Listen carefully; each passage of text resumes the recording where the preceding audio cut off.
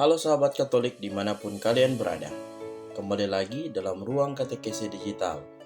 Nah, kali ini kita akan membahas tentang sejarah gereja Katolik di Indonesia pada masa penjajahan Belanda. Cekidot. Sejarah awal Gereja Katolik Indonesia. Sejarah Gereja Katolik di Indonesia berawal dari kedatangan bangsa Portugis ke Kepulauan Maluku. Orang pertama yang menjadi Katolik adalah orang Maluku, Kolano atau kepala kampung Mamuya, sekarang di Maluku Utara, yang dibaptis bersama seluruh warga kampungnya pada tahun 1534 setelah menerima pemberitaan Injil dari Gonçalo Veloso, seorang saudagar Portugis. Ketika itu para pelaut Portugis baru saja menemukan kepulauan rempah-rempah itu, dan bersamaan dengan para pedagang dan serdadu-serdadu, para imam Katolik juga datang untuk menyebarkan Injil. Salah satu pendatang di Indonesia itu adalah Santo Franciscus Xaverius yang pada tahun 1546 sampai 1547 datang mengunjungi Pulau Ambon, Saparua, dan Ternate. Ia juga membaptis beberapa ribu penduduk setempat. Selanjutnya, era VOC. Sejak kedatangan dan kekuasaan VOC di Indonesia tahun 1619 sampai 1799, akhirnya mengambil alih kekuasaan politik di Indonesia. Gereja Katolik dilarang secara mutlak dan hanya bertahan di beberapa wilayah yang tidak termasuk VOC, yaitu Flores dan Timor. Para penguasa VOC beragama Protestan, maka mereka mengusir imam-imam Katolik yang berkebangsaan Portugis dan menggantikan mereka dengan pendeta-pendeta Protestan dari Belanda. Banyak umat Katolik yang kemudian diprotestankan saat itu, seperti yang terjadi dengan komunitas-komunitas Katolik di Ambon. Imam-imam Katolik diancam hukuman mati kalau ketahuan berkarya di wilayah kekuasaan VOC. Pada 1624, Pastor Edigius de Ebru SY dibunuh di Kastel Batavia pada zaman pemerintahan Gubernur Jenderal Jan Pieterszoon Koen karena mengajar agama dan merayakan misa kudus di penjara. Pastor de Rhodes, seorang Yesuit Prancis, pencipta huruf abjad Vietnam, dijatuhi hukuman berupa menyaksikan pembakaran salibnya dan alat-alat ibadat Katolik lainnya di bawah tiang gantungan, tempat dua orang pencuri baru saja digantung. Lalu Pastor de Rhodes diusir pada 1646. Johannes Caspar Krach, seorang Austria, terpaksa meninggalkan Batavia karena usahanya dipersulit oleh pejabat-pejabat VOC akibat bantuan yang ia berikan kepada beberapa imam Katolik yang singgah di pelabuhan Batavia. Ia pindah ke Makau, masuk Serikat Yesus dan meninggal sebagai seorang martir di Vietnam pada 1737. Pada akhir abad ke-18, Eropa Barat diliputi perang dahsyat antara Prancis dan Britania Raya bersama sekutunya masing-masing. Simpati orang Belanda terbagi, ada yang memihak Prancis dan sebagian lagi memihak Britania sampai negeri Belanda kehilangan kedaulatannya.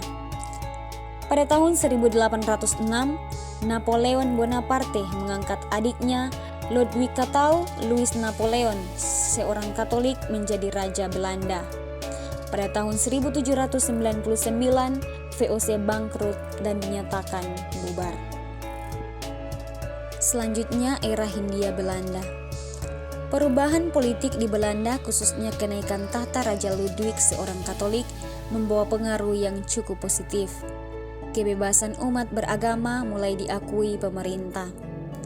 Pada tanggal 8 Mei 1807, pimpinan Gereja Katolik di Roma mendapat persetujuan Raja Louis Napoleon untuk mendirikan Prefektur Apostolik Hindia Belanda di Batavia.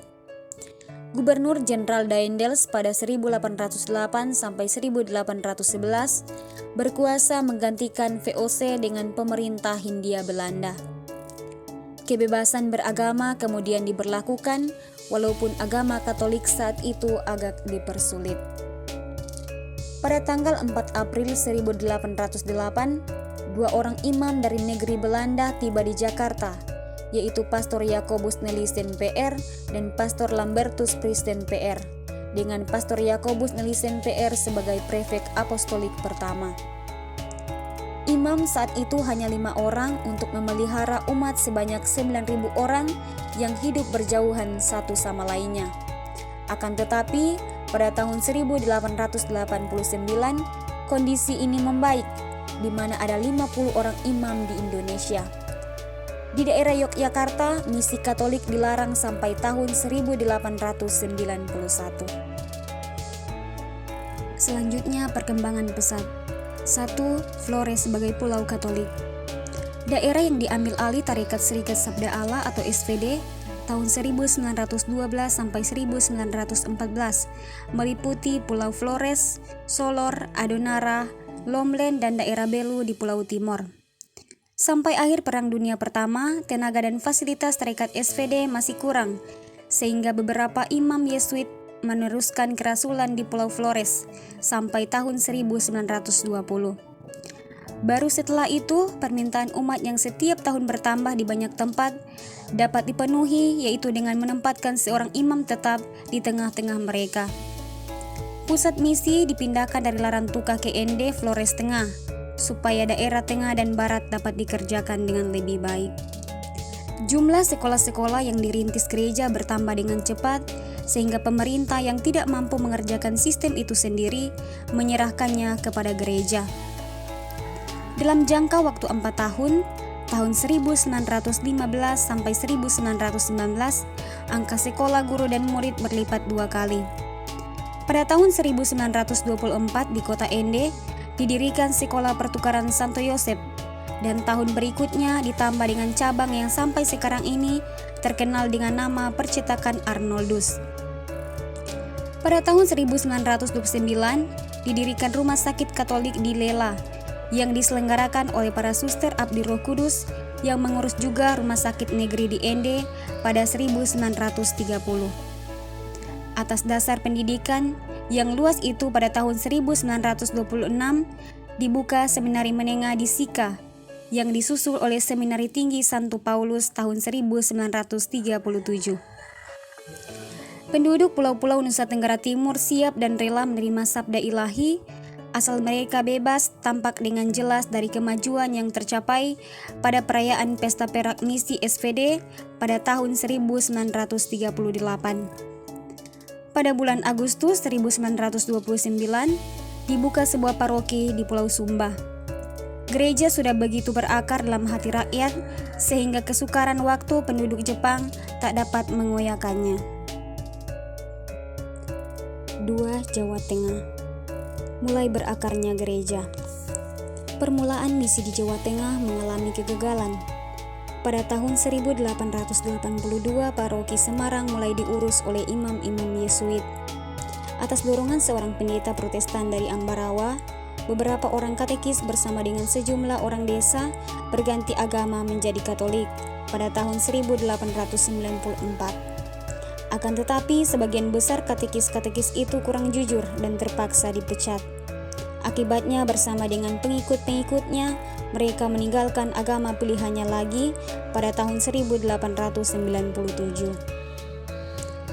Terdorong dengan harapan permulaan perkembangan yang sudah dinantikan, 3 imam dengan rajin mulai mempelajari bahasa Jawa.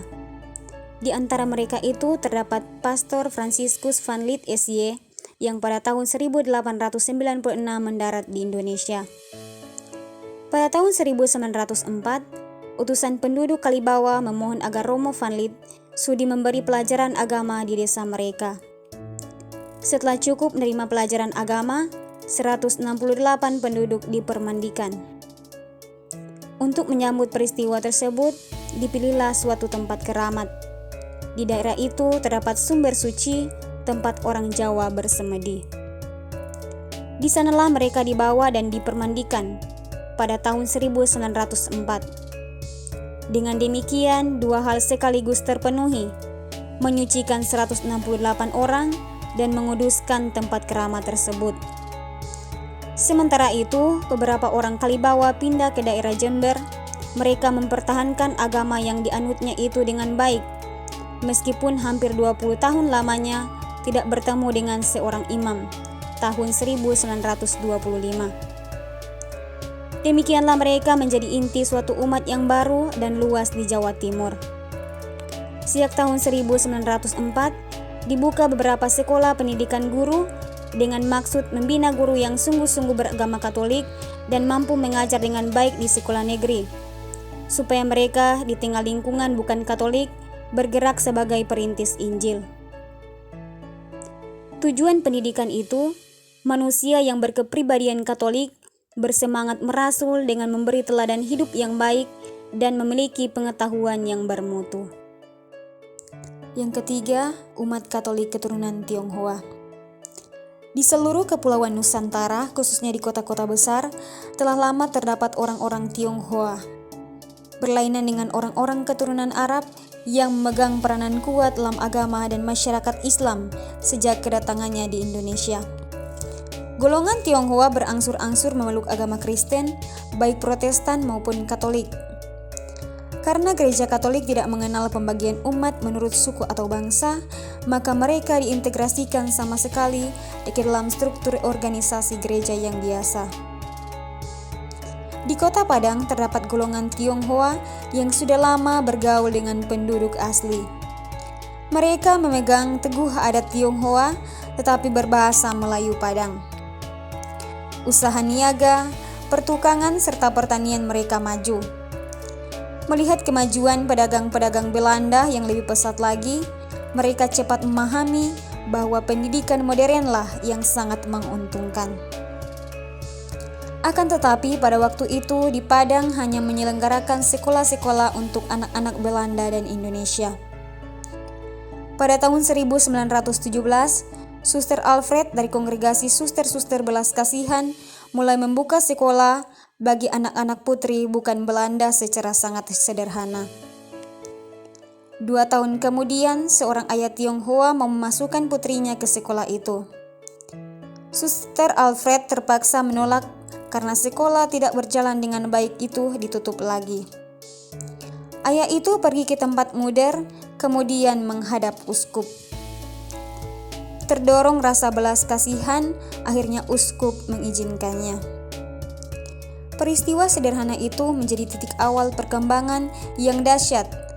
Para orang tua Tionghoa berbondong-bondong bersama putri-putri mereka mendatangi sekolah kecil itu.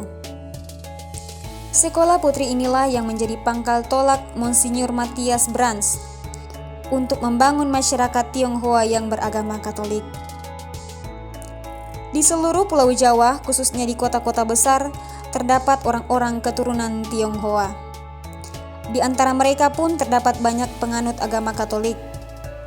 Paroki Kebun Dalem di Semarang sejak tahun 1937 dengan sistem sekolah yang lengkap dari taman kanak-kanak sampai SMU, dengan suster-suster kongregasi penyelenggaraan ilahi, dengan asrama putri menjadi pusat kegiatan agama, di antaranya masyarakat Katolik Tionghoa.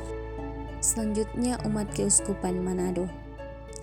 Pada periode 1563 sampai 1667, kegiatan misi agak menetap di Minahasa, Siau, Sangihe, dan Talaut. Pada periode ini sudah terjadi penyebaran agama Katolik dan pembaptisan di tanah Minahasa pada saat itu.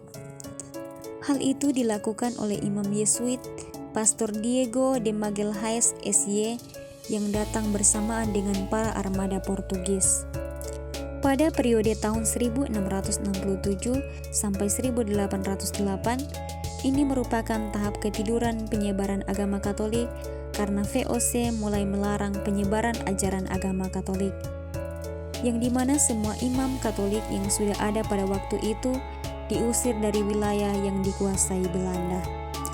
VOC sendiri hanya mengizinkan agama Protestan Calvin untuk beribadah dan memaksa orang-orang untuk memeluk agama tersebut.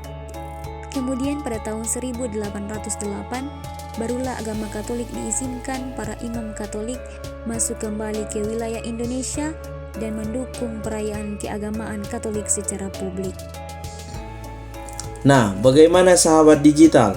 Sudah tahu kan tentang sejarah gereja Katolik di Indonesia pada masa penjajahan Belanda? Sekian video kali ini, sampai jumpa di video selanjutnya. Salam digital.